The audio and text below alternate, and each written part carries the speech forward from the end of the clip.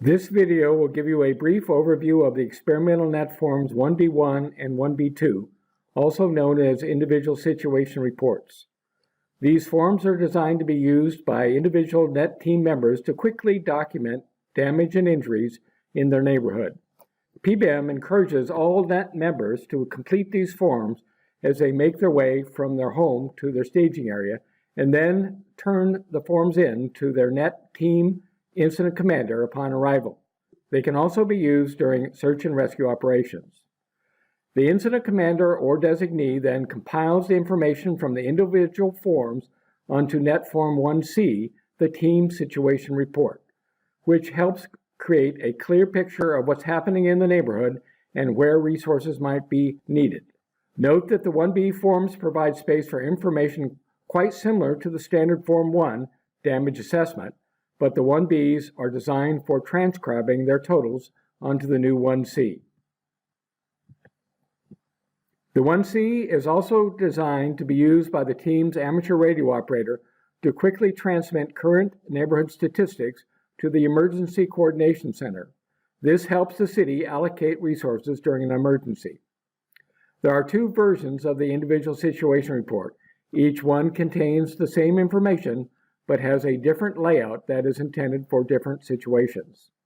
Each team member should fill out a copy of one of these forms and turn it in to the Net Team Incident Commander.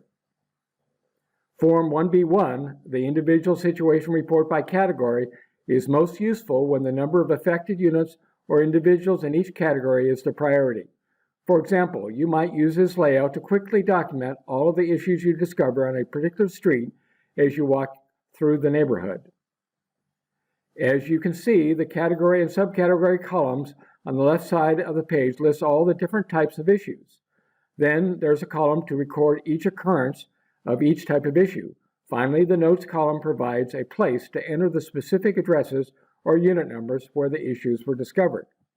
Let's say you're on the way to your staging area, traveling on foot along Pleasant Lane.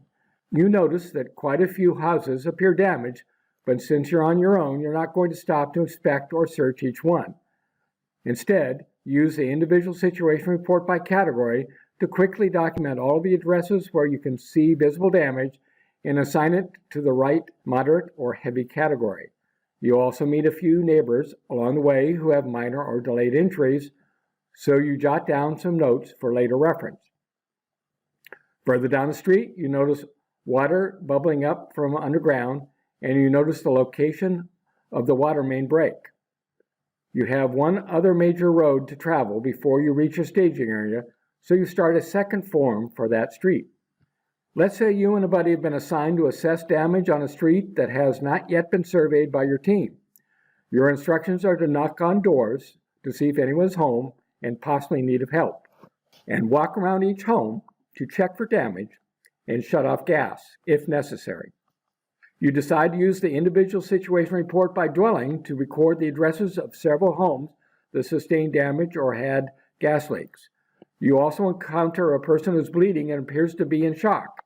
After providing first aid and finding a neighbor to stay with that person, you record the address and request further assistance over the radio. Currently, the individual situation reports are in a pilot phase and they're not yet part of the regular net forms. To find these forms, go to the portlandprepares.org website, hold the cursor over Net Resources, and then click on Deployment Exercise. And then click the link for forms. Here you'll find both versions of the 1B Individual Situation Report. Print several copies to keep in your net backpack so you're ready for deployment. If you have questions about these new forms or how to use them, you can email the NET Citywide Exercise Planning Team at netdeploymentexercise@gmail.com.